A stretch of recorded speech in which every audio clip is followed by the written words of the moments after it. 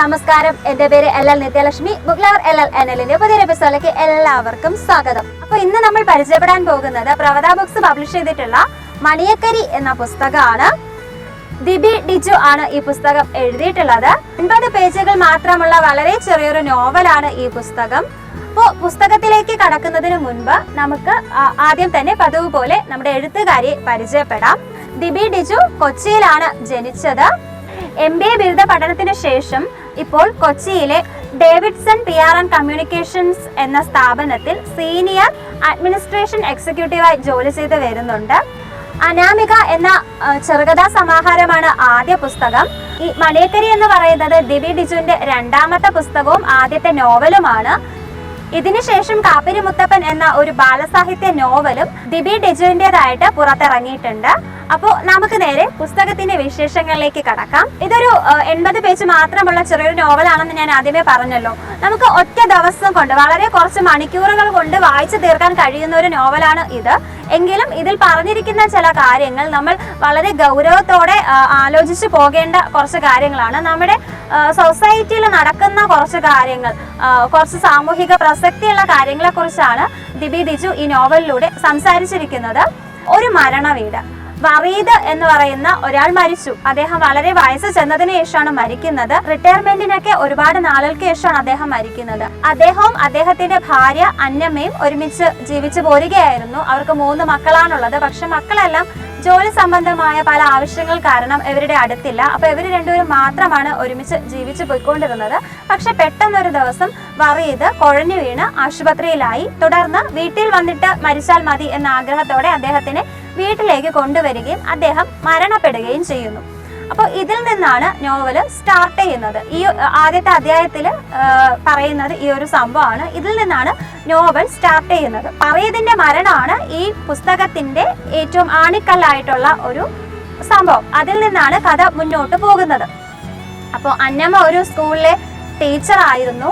അവര് റിട്ടയറായി. വറീദും അതുപോലെ തന്നെ തഹസിൽദാർ ആയിട്ടാണ് റിട്ടയർഡ് ആയിട്ടുണ്ടായിരുന്നത്. അതിനുശേഷം റിട്ടയർമെന്റിന് ശേഷമുള്ള കാലത്തും അവർ ഒരുപാട് സാമൂഹിക ഇടപെടലുകളൊക്കെ നടത്തി അങ്ങനെ വളരെ ആക്റ്റീവായിട്ടാണ് ജീവിച്ചു പോകുന്നത്. പക്ഷെ പെട്ടെന്നൊരു ദിവസമാണ് വറീദിന്റെ മരണം സംഭവിക്കുന്നത്.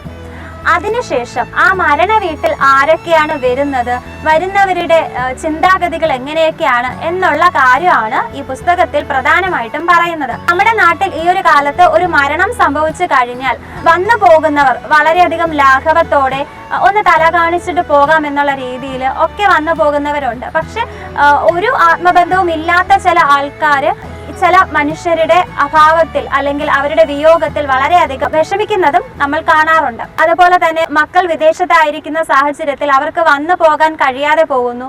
അവരെ നമ്മൾ നോക്കിക്കാണുന്നത് സ്വന്തം അച്ഛനോ അമ്മയോ മരിച്ചാൽ പോലും തിരിഞ്ഞു നോക്കാത്ത ആൾക്കാരെന്നാണ് പറഞ്ഞു പോകുന്നത്.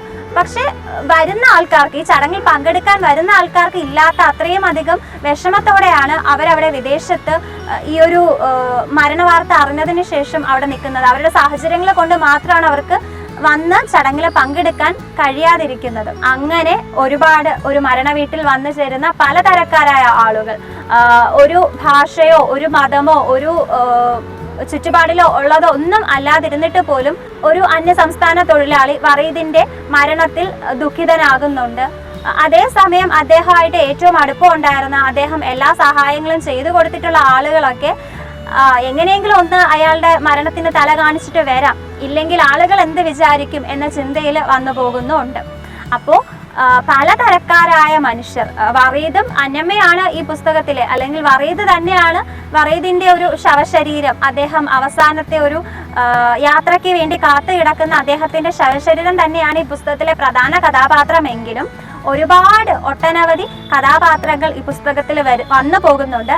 ഈ കഥാപാത്രങ്ങളെയെല്ലാം സൂക്ഷ്മമായി നിരീക്ഷിക്കുകയാണ് ശരിക്കും ഈ ഒരു പുസ്തകത്തിലൂടെ ദിബി ഡിജു ചെയ്തിരിക്കുന്നത്. നമ്മളൊരു സമൂഹത്തെ എടുക്കുകയാണെങ്കിൽ, അല്ലെങ്കിൽ നമ്മുടെ ചുറ്റുപാടിൽ തന്നെ കുറച്ച് ആളുകളെ എടുക്കുകയാണെങ്കിൽ ഓരോരുത്തരുടെയും മനോനില എത്രത്തോളം വ്യത്യാസപ്പെട്ടിരിക്കുന്നു എന്നുള്ളത് ഈ പുസ്തകം വായിച്ചു കഴിയുമ്പോൾ നമ്മൾ തന്നെ സ്വയം ചിന്തിച്ചു പോകുന്ന ഒരു കാര്യമാണ്. പിന്നെ ധാരാളം ചിത്രങ്ങളൊക്കെ ചേർത്തിട്ടാണ് ഈ ഒരു പുസ്തകം തയ്യാറാക്കിയിട്ടുള്ളത് എന്നുള്ളതാണ് മറ്റൊരു പ്രത്യേകത. അങ്ങനെ പലതരം ചിത്രങ്ങൾ ഈ പുസ്തകത്തിൽ കൊടുത്തിട്ടുണ്ട്. മരണ വീടുകളിൽ ഒന്നും അറിയാതെ ചിരിച്ചു കളിച്ച് നടക്കുന്ന കുട്ടികൾ, അതേസമയം ഒരു മരണ വാർത്തയാണെങ്കിലും അല്ലെങ്കിൽ ഒരു കല്യാണമാണെങ്കിലും കുടിക്കാൻ വേണ്ടി മാത്രം അവസരം കാത്തു നിൽക്കുന്ന കുറെ ആളുകൾ, അങ്ങനെ കുടിച്ച് ആ ഒരു വീട്ടിലെ സാഹചര്യങ്ങൾ പോലും മനസ്സിലാക്കാതെ കുടിച്ച് വഴക്കുണ്ടാക്കുന്ന ആളുകൾ, ഏറ്റവും ആത്മാർത്ഥമായിട്ട് ദുഃഖം തോന്നി ഒരു സൈഡിലേക്ക് ഒതുങ്ങി നിൽക്കേണ്ടി വരുന്ന കുറച്ചാളുകൾ, അങ്ങനെ ഒരുപാട് മനുഷ്യരിലൂടെ പുസ്തകം കടന്നു പോകുന്നുണ്ട്. ഇതെല്ലാം നമ്മുടെ ചുറ്റുപാടിൽ കാണുന്ന ഒരു സമൂഹത്തിന്റെ വളരെ ചെറിയൊരു പതിപ്പ് തന്നെയാണ് ഈ പുസ്തകത്തിൽ കടന്നു പോകുന്ന മനുഷ്യരെന്ന് നമുക്ക് നിസ്സംശയം പറയാം. 10 അധ്യായങ്ങളാണ് ഈ നോവലിലുള്ളത്. അന്ത്യവിശ്രമം എന്ന 10ാമത്തെ അധ്യായത്തോടെയാണ് ഈ പുസ്തകം അവസാനിക്കുന്നത്. അപ്പോൾ ഈ പുസ്തകം വായിച്ചിട്ടുള്ളവരുണ്ടെങ്കിൽ ഉറപ്പായിട്ടും നിങ്ങളുടെ അഭിപ്രായങ്ങൾ കമന്റ് ബോക്സിൽ അറിയിക്കാൻ മറക്കരുത്. ടിബി ഡിജുവിന്റെ കാപ്പിരി മുത്തപ്പൻ എന്ന പുസ്തകവും വളരെ നല്ലൊരു പുസ്തകമാണ്. പ്രത്യേകിച്ച് കുട്ടികൾക്കെല്ലാം അത് വളരെയധികം ഇഷ്ടപ്പെടും. ആ പുസ്തകത്തിനെ കുറിച്ച് നമുക്ക് മറ്റൊരു അവസരത്തിൽ സംസാരിക്കാം. ടിബി ഡിജുവിന്റെ അനാമിക എന്ന പുസ്തകവും ഉടനെ വായിക്കാൻ കഴിയുമെന്ന പ്രതീക്ഷയിലാണ് ഞാൻ. എന്തായാലും നമുക്ക് മറ്റൊരു പുസ്തകത്തിന്റെ വിശേഷങ്ങളുമായി വീണ്ടും കണ്ടുമുട്ടാം. അതുവരെ എല്ലാവർക്കും നല്ലൊരു വായനക്കാലം ആശംസിക്കുന്നു. നന്ദി, നമസ്കാരം.